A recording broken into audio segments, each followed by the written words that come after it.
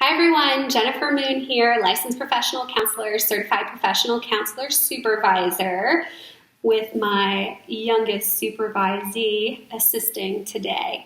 I've done several consultations in the last couple weeks on working with patients who are in recovery from narcissistic abuse. And one of the techniques that I like to use with anyone who's recovering from abuse, whether that's in their childhood or whether that's in their adolescent or adult years, folks who have experienced this have a lot of difficulty identifying who's healthy and who's not. And the way that I explain that is that their radar is off. And people usually understand that when I say your radar is maladjusted right now. And so we need to rescale your radar for who's healthy and who's not. And I do this usually in a group setting. I like group therapy a lot. However, this can be used in the individual setting where you're brainstorming together. But I like to use a group to do a big brainstorming list. So what I do is I have whiteboards. I always have a whiteboard with me wherever I'm doing therapy or whenever I'm doing group. I need something to write on because a lot of the techniques that I use are very visual, which is important when you're working with folks who have trauma. You want to be able to show them as well as speak about it because you want to be able to make sure they're hearing everything and taking in everything that you're presenting. So what I do is at the top of the board, write healthy and unhealthy. And I want to make them a stark contrast. So I make sure that when I write these out, that they are in opposition to each other. So the first one will be in opposition to each other, the second one will be in opposition, and so on and so forth. The first one that I always put down is healthy people validate feelings. Unhealthy people invalidate feelings. And we go in and discuss a little bit about what this means, how unhealthy people will invalidate how you're feeling, and what this looks like in real life, to give real life examples. Then the next one that I use, and I like to use this one a lot because a lot of folks who grew up with abuse tend to have perfectionistic traits. And with most of my perfectionists, they're very afraid of making mistakes. So I make sure to put this one up here too. Healthy people make new mistakes.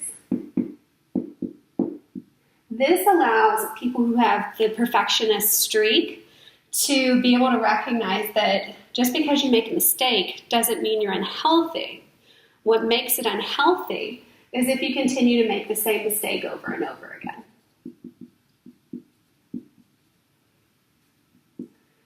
One of the other ones that I almost always put up here that's very important with abuse victims is that healthy people accept responsibility.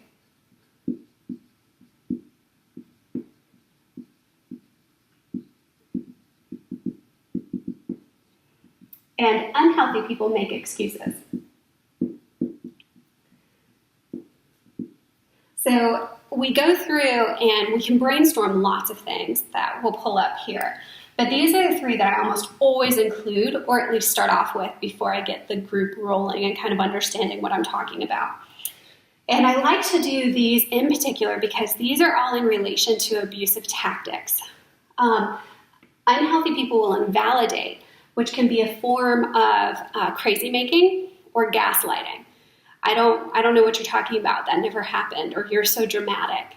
And so that's very invalidating. Healthy people don't do that behavior. Healthy people say, I understand that you're feeling really upset right now. With the same mistakes over and over again, what oftentimes will happen with folks who are in relationships with people who are emotionally abusive is they'll say, I'm sorry. They have the ability to say, I'm sorry, but they continue to do it over and over again. So I want my folks to recognize that healthy people don't continuously hurt you over and over again in that way. So even if they do the big love bombing behavior after that, they won't do that behavior again. And that's really important. And if they do, and they say, well, I wouldn't have done that if you just make me so angry, or I just love you so much, I get really angry when you do that. Those are all excuses. And so I want to make sure that these three are up here and used as an example for that. I offer clinical consultation for folks that are struggling with how to deal with sort of the after effects of this or any other clinical consultation. Also, we have a new CPCS group for folks that are in Gwinnett, Roswell, and Atlanta. If you guys are interested in that, please reach out to me, send me an email. Let me know how this helps you in your practice, if it was helpful or not, or any other suggestions that you guys have used. I would greatly appreciate it. Have a good day.